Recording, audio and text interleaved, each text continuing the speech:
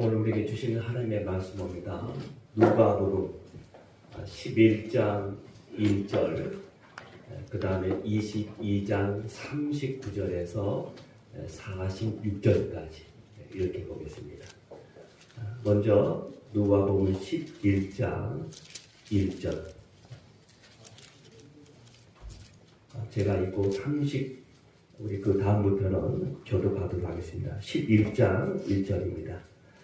예수께서 한 곳에서 기도하시고 마치심에 제자 중 하나가 여짜오되, 주여, 요한이 자기 제자들에게 기도를 가르친 것 같이 우리에게도 가르쳐 주옵소서. 22장 39절에서 46절까지 한 절씩 교독합니다.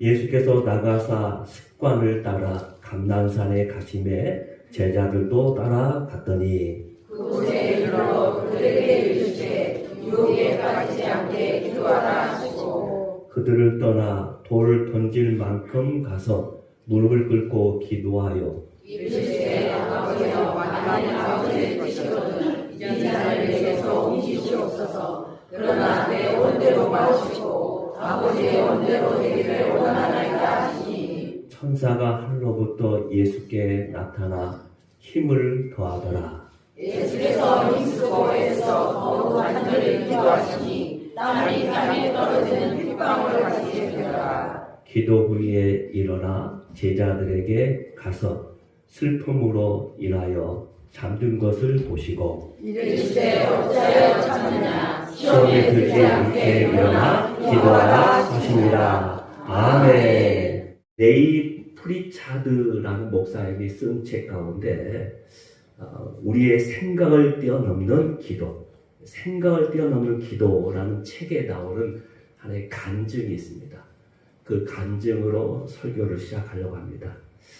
2003년 1월 1일 이 목사님은 평소 자전거 타는 걸 좋아해요. 그래서 늘 자전거를 도로길을 따라서 가게 되는데, 한 번은 그 1월 1일 평소처럼 타고 가는데 불법 좌회전하는 차량과 충돌하는 큰 사고를 당하게 됩니다. 목사님은 자전거와 함께 동쪽으로 붕 떠가지고 그 차량의 앞 유리창에 머리와 온몸을 부딪힌 다음에 그 다음에 바닥으로 또 떨어졌습니다. 그래서 자전거는 산산조각이 났고 자동차의 앞유리 역시 완전히 박살이 났다고 합니다. 대형 사고였죠. 일반적인 상황이라면 목숨을 잃거나 평생 심각한 장애를 안고서 살아가야 할 만큼 끔찍한 사고였습니다. 현장에 도착한 구조대원과 의사들 역시 최악의 상황을 예상하면서 그를 병원에 이송하게 됩니다.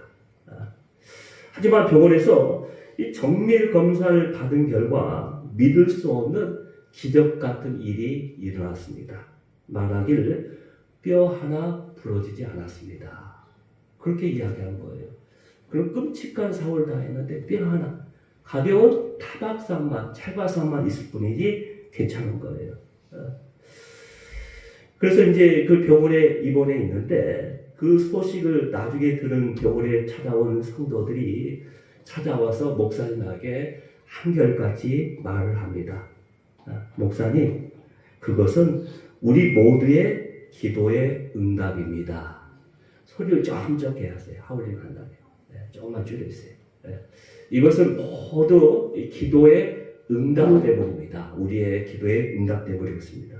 목사님은 의아하게 생각했습니다. 아니, 내가 사고 당할 줄 알고 내가 기도했단 말인가? 그 말이 이해가 안 됐어요.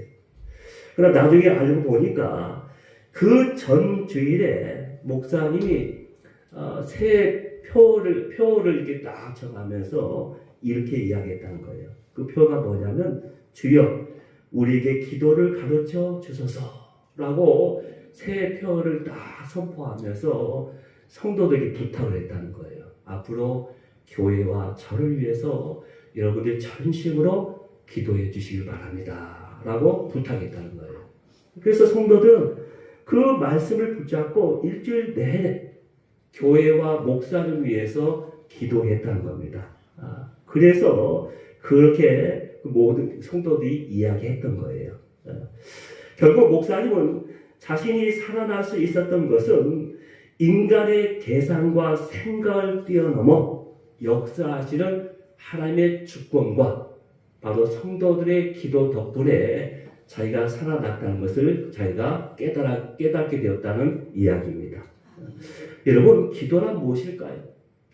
우리 교회 처음 나오면 누구나 다 기도를 합니다. 근데 기도하는 모습도 참 다양하고 기도하는 내용도 다 달라요. 근데 중요한 것은 교회에 나오는 모든 성도들은 기도가 정말로 중요하다라는 것을 성경에도 늘 강조하고 가르치고 또 목사님도 늘 이야기했기 때문에 그걸 알고 있습니다. 그렇지만 기도는 무엇일까요?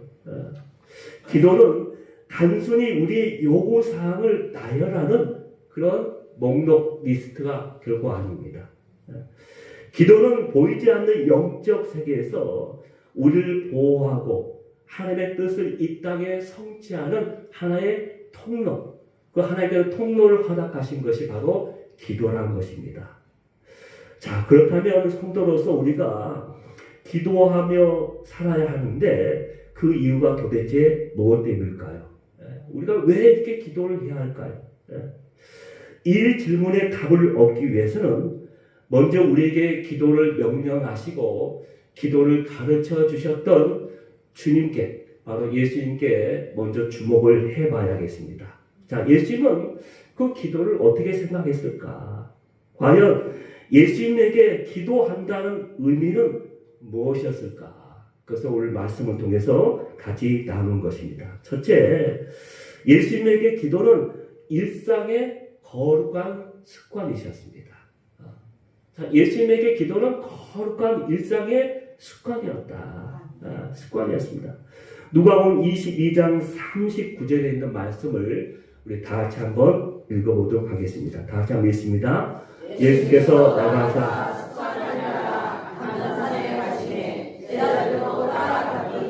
여기 보면 누가 이 기자는 매우 중요한 단어를 오늘 말씀 가운데 우리에게 이야기해주고 있습니다. 그건 뭡니까? 바로 습관에 따라 그랬어요. 습관에 따라 하셨다. 습관에. 네.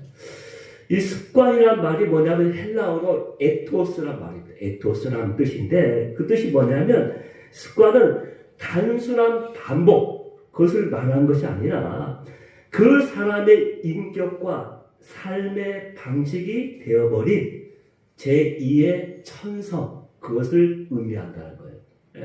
그러니까 단순히 몇 번 반복해서 습관이 아니라 그 사람의 인격, 그 사람의 삶의 삶 가운데 깊숙하게 자리 잡은 제2의 천성과 같은 것이 습관이다라고 했습니다. 다시 말해서 예수님께 기도는 어쩌다 한 번 하는 이벤트가 아니었어요. 어떤 위기 때만 내가 간절하게 그걸 탈출하기 위해 나가는 그런 비상구가 결코 아니었다는 것입니다. 그것은 예수님의 호흡이셨고 예수님의 삶의 중심이었고 예수님에게는 기도가 전부이셨다는 거예요. 그것을 우리에게 말씀해 주고 있는 것이죠. 자, 우리는 때로 이 습관이라는 말을 참 부정적인 뉘앙스로 말할 때가 있습니다. 그러나 습관은 우리에게 매우 중요한 거예요. 왜냐하면 하나의 작은 습관이 우리 인생 전체를 좌우할 수도 있기 때문이에요. 우리의 삶은 갑자기 막 한꺼번에 확 변할 수가 없어요. 그런데 우리가 마음에 딱 결단하고 작은 것을 하나 오늘부터 시작하자. 하루, 이틀, 한 달, 두 달, 내가 석 달. 이렇게 되면서 그 작은 것들이 하나의 습관화 되게 되면 그 사람의 인생이 변해요. 변합니다. 나도 모르게 그 모든 것들이 하나, 둘씩 쌓여가지고 내 인생 전체를 바뀌게 하는 것을 자주 보게 됩니다. 그만큼 습관은 중요한 것이죠. 근데 오늘 말씀의 본문 22장의 그 배경은 예수님이 십자가를 지시기 전날 밤이었어요. 예수님이 십자가를 지시기 전날 밤에 제자들과 함께 겟셀마네 동산에 기도하러 가시는 장면을 말씀하고 있거든요.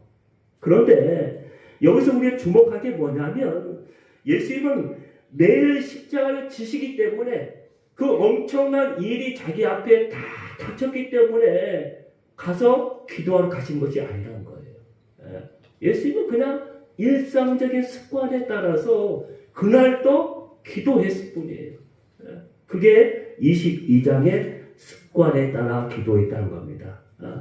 예수님이 감난산을 찾아서 기도하는 것은 주님에게는 일상의 거룩한 습관이었다. 일상에 자기도 모르게 나오는 하나의 행동이었다라는 것을 우리에게 오늘 22장의 말씀을 통해서 우리에게 깨우쳐주고 있는 것이죠.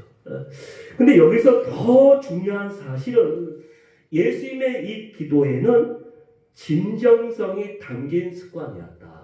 그렇게 우리가 말씀을 볼 수가 있습니다. 그냥 단순히 습관이기 때문에 기도하러 가신 것이 아니라 예수님은 아주 기도에 진심이셨어요. 자기 삶의 이 기도를 그렇게 중요하게 여기시면서 이 기도에 대한 진심을 담으셨습니다. 왜냐하면 본문 누가복음 11장 1절을 보면 예수님의 기도하는 습관을 지켜봤던 제자들의 반응 때문에 우리가 그렇다는 것을 바로 알 수가 있습니다. 다시 말해서 제자들, 우리 11장 1절 다시 한번 읽어볼까요? 누가복음 11장 1절 다시 한번 읽습니다. 예수께서 한 곳에 기도하시고 마치신데 제자 중 하나가 여짜오되 요한이 자기 제자에게 기도를 가르친 것 같이 우리에게도 기도를 가르쳐 주옵소서. 예수님은 늘 제자들과 함께 모든 사역을 하는 중간중간에 늘 기도하러 가셨거든요. 근데 한 번은 그 한 곳에서 기도를 쫙 하는데 그 모습을 제자들이 쭉 지켜본 거예요. 그 제자들 지켜보면서 거기서 제자들 뭡니까? 그 주님의 기도를 보면서 제자들은 자기도 모르게 기도에 목마르게 됐다는 거예요. 야, 나도 지금까지 수만 번 지금까지 기도하면서 살아왔는데 나도 저 주님처럼 기도하고 싶다. 나도 주님의 드렸던 저 기도를 나도 하고 싶다. 그렇게 그 모습을 보면서 목말라하기 시작했다는 거예요. 다시 말해서 주님의 기도는 제자들 목마르게 했다는 것이죠. 왜냐하면 제자들은 예수님의 기도에서 흘러나오는 그 하늘의 영광과 말할 수 없는 그 평강 가운데 다 있는 것을 보고 그렇다는 거예요. 기도하는 모습을 보니까 너무나 영광스러운 모습으로 보이고 그다음에 세상에 어떤 것도 흔들릴 수 없을 만큼 평안이 다 깊이 자리하고 있는 거예요. 그래서 제자들도 삶의 인생의 풍파 가운데 수많은 그런 많은 어려움 가운데서도 나도 주님처럼 저런 기도를 하고 싶다. 저렇게 기도하고 싶다. 이렇게 마음이 들었다는 거예요. 자, 우리가 우리 성전에 나와서 기도할 때 우리도 그런 기도의 용사를 만날 때가 있죠. 저 사람이 기도하는 모습을 다 보면 나도 저 사람처럼 기도하고 싶을 때가 있어요. 근데 기도라는 것은 한꺼번에 탁 터지는 게 아니에요. 자꾸 내가 기도하면 기도할수록 그 기도의 시간이 길어지고 기도의 내용이 더 폭넓어지고 또 기도가 깊이 들어가는 거예요. 나중에 이 하나님과 나만 다 있는 것처럼 그런 깊은 교제, 그런 만남이 이루어진 게 기도를 통해서 만들어지는 거예요. 그래서 우리 신앙생활의 비밀은 어디에 있느냐? 기도에 있어요. 은밀하게 사람에게 보이려고 기도하는 것이 아니라 은밀하게 하나님과의 1대1 만남을 통해서 하나하나 내가 기도의 깊이 다 들어가면 그 속에서 세상은 안 보이고 그 무거웠던 나를 정말 숨도 못 쉬게 했던 그런 모든 상황과 그런 많은 그런 고난과 그 모든 것들이 가벼워집니다. 나도 막 세상이 볼 때는 사람들이 볼 때는 이해가 안 되는 거예요. 저 말할 수 없는 저 감출 수 없는 평안과 기쁨 저 모습이 어떻게 나올 수 있는지 기도 외에는 설명할 수가 없는 거예요. 그래서 하나님은 이 기도라는 통로를 통해서 하늘의 영광, 이 땅에서 맛볼 수 있는 평강을 우리에게 주시는 거예요. 그러면 내가 편안히 눕기도 하고 잘 수도 있는 거예요. 그래서 우리가 그것으로부터 내 마음의 의지를 갖고 내가 하겠다 우리 인생 내 마음 그대로 됩니까? 내 생각이 이렇게 막 움직여집니까? 절대 안 되거든요. 근데 하나님께서 어느 순간 나한테 물밀듯이 다 막 밀어붙일 때가 있어요. 그럴 때 내가 겸손하게 순종하며 기도에 무릎을 꿇을 때 하늘에 그 끊을 수 없는, 담을 수 없는 엄청난 그런 영광의 빛으로 나에게 비춰주시는 겁니다. 그래서 그런 기도를 제자들 받기 때문에 기도를 제발 가르쳐 주십시오. 당신이 기도하는 그 기도를 나도 하고 싶습니다.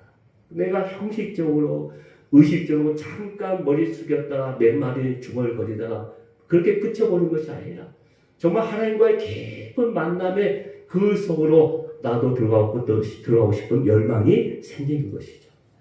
종교개혁자였던 마틴 루터는 이 기도의 중요성에 대해서 이렇게 말했습니다. 나에게는 오늘 할 일이 너무나 많다. 그래서 나는 오늘 평소보다 1시간 더 기도하기로 했다. 참 우리하고 반대죠. 우리는 바쁘면 핑계대, 바쁘다는 핑계대. 나는 기도할 여유도 없어. 차라리 내가 앉아서 기도할 때 내가 빨리 그 일을 해야지. 자꾸 마음이 분주해. 그런데 루터는 다르게 생각했다는 거야. 예수님처럼. 내가 더 바쁘니까, 할 일이 더 많으니까, 내 삶 가운데 더 지금이 힘드니까, 내가 할 수 있는 게 아무것도 없으니까. 그러면서 오히려 더 1시간 더 기도하게 됐다는 거예요. 더 기도의 자리를 찾아갔다는 겁니다. 사랑하는 여러분, 여러분의 감난사는 하루 중 어디에 있습니까? 여러분 하루 중에 정말 하나님 앞에 진심으로 무릎 꿇으며 하나님의 뜻을 구하면서 정말 하나님께 기도를 드리고 있습니까? 여러분의 삶의 일상 가운데 여러분의 감난산이 있어야 합니다. 기도의 자리가 있어야 합니다. 그럴 때 우리는 숨 쉴 수 있는 거예요. 주님의 거룩한 습관이었던 이 기도가 바로 우리의 일상의 거룩한 습관이 되기를 주의 이름으로 축원합니다. 이제부터 우리 매일이 하나님께 무릎 꿇는 거룩한 습관이 되어서 하나님의 역사, 능력을 맛보는 저와 여러분이 되기를 주의 이름으로 축원합니다. 두 번째로 예수님에게 기도는 이 길을 돌파하는 능력이었다고 말씀하고 있습니다. 여러분, 습관적인 기도는 평안할 때만 빛을 발하는 것이 아닙니다. 진짜 우리의 기도의 능력은 위기 때에 나타납니다. 캄캄한 어둠 가운데 내 인생에 정말 사방이 다 막혀있고 깊은 수렁에 내가 계속 움직이면 움직일수록 더 깊이 빠지는 그 수렁 가운데 있는 그곳에서 진짜 하나님 앞에 기도의 능력을 우리가 맛볼 수 있는 기회라는 것이죠. 여러분 44절은 뭘까요? 44절 오늘 본문 읽었던 44절 다 같이 읽습니다. 예수께서 힘쓰고에서 더욱 간절히 기도하시니 땀이 땅에 흘러있고 핏방울같이 되었다. 아멘. 지금 예수님께 십자가는 인간으로서 인간적인 예수님 그 몸으로서 육체로서 정말로 감당하기 힘든 고통의 순간이었죠. 이때 예수님은 어떻게 하셨습니까? 오늘 본문을 기록한 의사 누가는 예수님의 기도하는 모습을 묘사하면서 여러 가지 그가 수식어를 이렇게 쓰고 있습니다. 그것에 우리가 주목을 해야 하죠. 뭐라고 있습니까? 힘쓰고 애써 더욱 간절히 그 다음에 땀이 핏방울같이 이렇게 되어 있어요. 그냥 기도하셨다 하면 되는데 의사였던 누가는 그 예수님의 기도하는 모습을 더 아주 절실하게 아주 세밀하게 표현을 하고 있다는 것이죠. 그래서 힘쓰고 애써 더욱 간절하게 기도했다. 왜? 이 십자가는 내가 그냥 인간의 의지나 어떤 내가 결단으로 갈 수 있는 길이 아니에요. 그렇게 할 수가 없는 거예요. 그래 피하고 싶어서 그래서 예수님도 계속 이 잔을 지나게 해달라고 기도하셨잖아요. 예. 그렇기 때문에 더욱 예수님은 위기 가운데 더 고난 가운데에서 깊이 기도할 수밖에 없었던 것이죠. 특별히 여기서 간절히 되어 있습니다. 간절. 이 간절이라는 언어, 헬라어 언어의 뜻을 보니까 이런 뜻이 있어요. 근육을 최대한 팽팽하게 늘리다라는 뜻이 있습니다. 근육을 최대한 팽팽하게 늘리다. 그런 뜻이 있거든요. 이것은 마치 운동선수가 마지막 결승선을 앞두고서 온 힘을 쥐어짜는 것과 같은 그런 상태를 말합니다. 간절, 저 결승선이 다 있습니다. 지금까지 계속 달리고 또 막 달렸어요. 이제 마지막 그 순간이 중요하겠죠. 그래서 이 선수는 있는 힘을 다 그냥 짜내면서 그 결승선을 향하여 내닿는 것. 그게 간절이에요. 간절. 여러분 하나님께 기도할 때 위기 속에서 우리가 이런 간절한 기도가 있어요. 간절. 네. 저는 아마도 대부분의 예수님의 평소 기도는 조용한 침묵의 기도를 드렸을 것이다 라는 생각을 해봅니다. 네. 그러나 그 밥은 달랐습니다. 그래서 자신을 위해서 우리를 위해서 간절하게 통곡하실 수밖에 없는 그 밤에 기도했던 것이었습니다. 히브리서 기자는 이 장면을 이렇게 묘사하고 있습니다. 히브리서 5장 10절에 한 말씀 봅니다. 이때 예수님의 모습이 어떤 모습인지 다 같이 한번 읽습니다. 육체에 계실 때 자기를 죽음에서 구원하신 이에게 심한 통곡과 눈물로 강도와 소를 올렸고 그의 경건하심을 말미암아 들으심을 얻었느니라. 아멘. 죽음에서 구원하신 이에게 예수님께서 하나님께 어떻게 아버지께 심한 통곡과 눈물로 예수님도 이렇게 기도하셨다는 거예요. 그 십자가 위기 속에서 심하게 통곡하면서 눈물로 그 밤을 새우면서 기도했다는 거예요. 예수님도. 근데 여러분들은 어떻습니까? 고난의 순간에 위기의 순간에 힘들다 나 괴롭다 하는 순간에 어떻게 하고 계십니까? 그냥 한숨으로 그냥 어영부영 힘드니까 멍하니 있습니까? 아닙니다. 오히려 예수님처럼 기도의 자리로 찾아와야 하는 것입니다. 여러분 이처럼 죽음의 문턱에서 예수님처럼 기도했던 구약의 한 왕이 있었습니다. 우리 아는 것처럼 히스기야 왕입니다. 곧 너는 죽을 것이다 라는 예언을 듣게 돼요. 그러자 이 왕은 자기 모든 왕의 자리를 다 버리고 내려와서 얼굴을 벽을 향하여 기도를 합니다. 기도하는데 열왕기 하 20장 3절에 보면 심히 통곡하여 한 나라의 왕이 자기 목숨 그 위기 속에서 여기 죽을 수밖에 없는 그 위기 속에서 심히 통곡하면서 기도하는 거예요. 그 전에도 기도했을 거예요. 근데 이때의 기도는 다르겠죠. 생사를 걸고 기도하는 거예요. 그래서 다시 세상을 보지 않고 사람들 보지 않고 오직 하나님만 보겠다 하면서 얼굴 일부러 벽을 대고 기도한 거예요.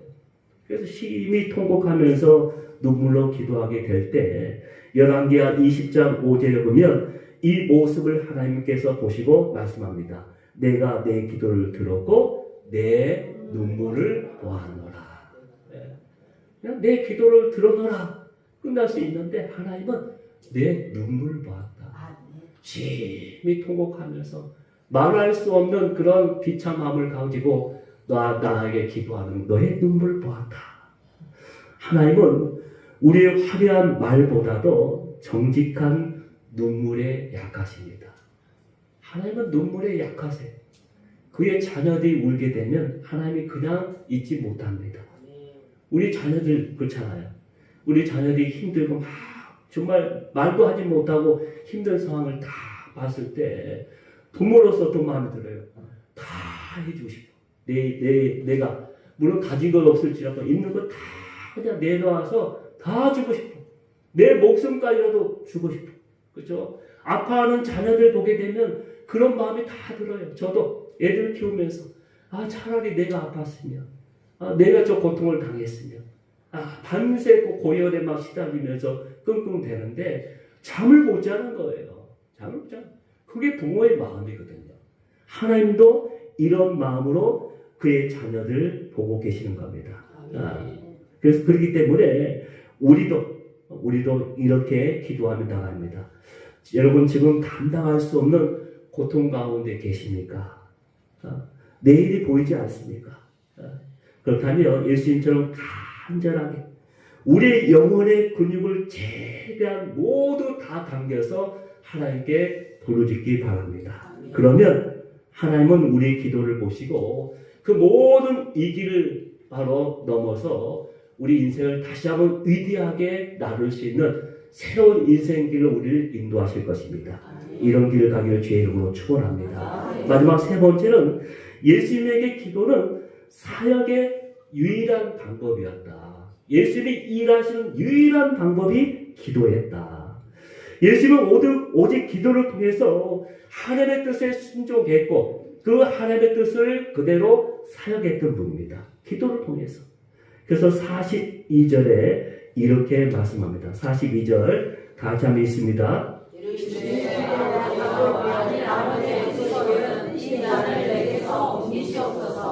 그러나 내 몸대로 마시옵고 아버지의 뜻대로 몸대로 되기를 원하시나이다. 아멘. 예수님이 그날 밤은 정말 자기 인생의 가장 아주 처절하게 기도를 가지고 싸우는 날이었어요.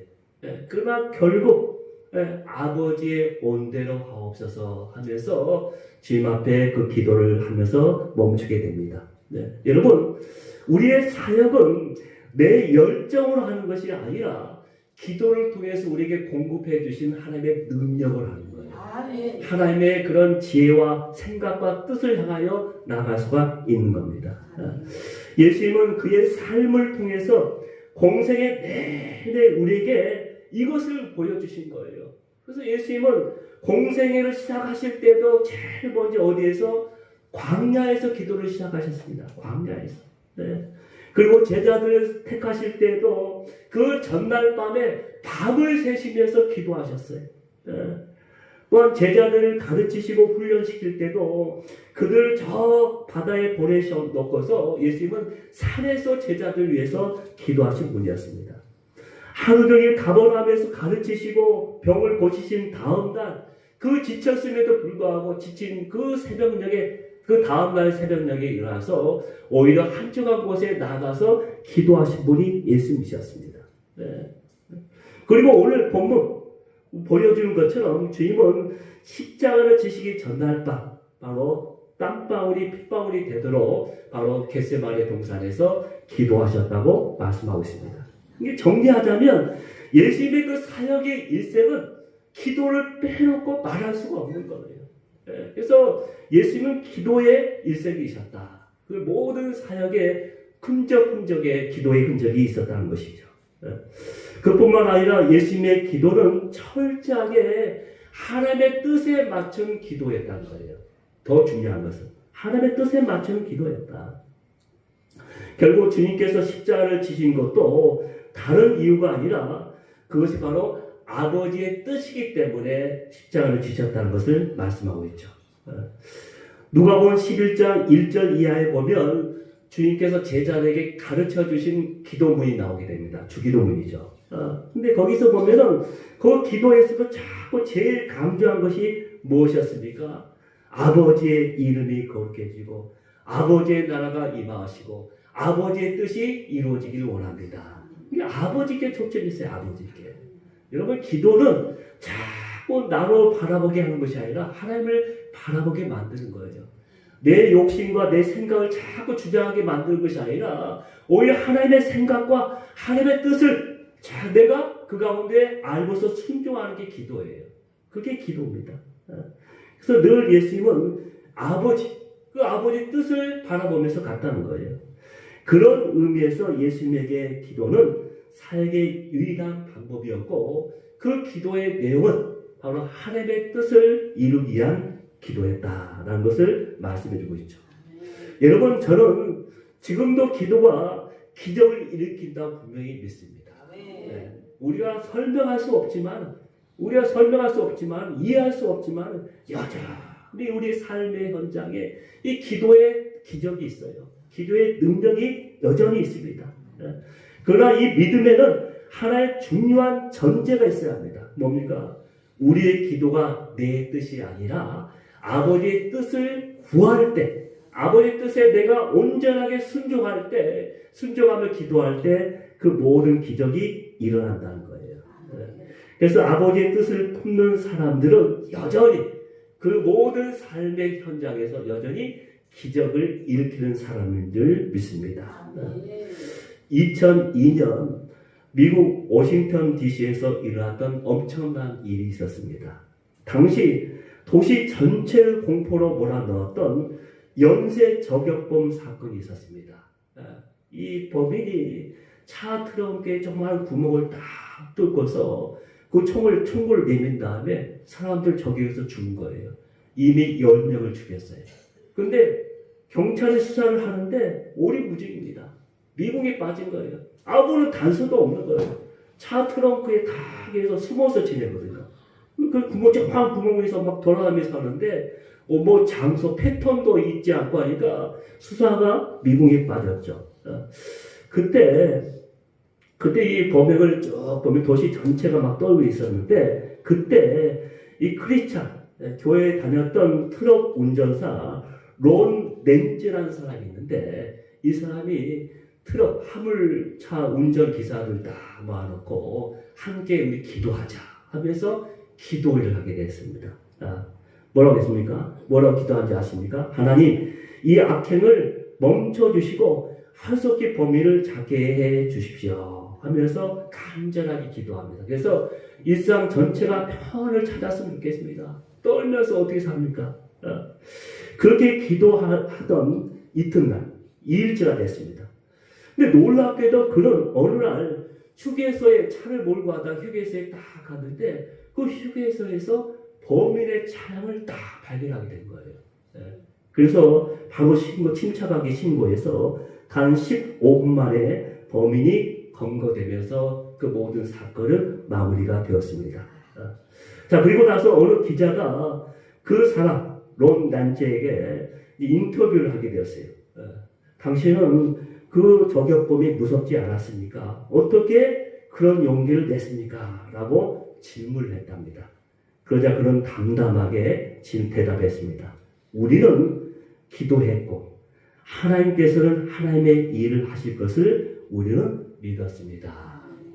우리는 기도했을 뿐이고 하나님은 하나님의 우리의 기도를 통해서 하나님의 하실 것을 우리는 분명히 믿으면서 기도했습니다. 라고 했다는 거예요. 그에게 기도는 단지 그 지나가는 하나의 뉴스거리가 아니라 하나의 사건이 아니라 문제 해결의 하나의 실제적인 방법이 기도였다는 것을 알면서 그렇게 기도하면서 그 일을 해나갔던 사람입니다. 일상을 그렇게 살았던 사람이에요. 여러분, 하나님의 일은 우리의 능력이나 노력을 하는 것이 아닙니다. 오늘도 하나님은 기도가 사역의 유일한 방법을 믿는 사람들을 통해서 여전히 하나님의 일을 하고 계십니다. 사랑하는 여러분, 기도는 해도 되고 안 해도 되는 그런 선택, 옵션의 문제가 아니에요. 기도는 우리에게 사느냐 죽느냐의 문제인 것입니다. 왜냐하면 기도는 우리의 영혼의 호흡이기 때문에 그렇습니다. 우리 육체가 호흡을 멈추면 우리는 죽잖아요. 영혼의 호흡이 멈추면 우리는 죽는 거예요. 우리 믿음도 생명도 꺼지는 거예요.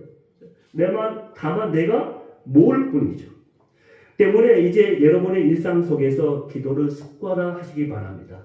그래서 거룩한 내 삶의 하나의 습관, 내 삶의 패턴으로 루틴이 되어가는 거예요.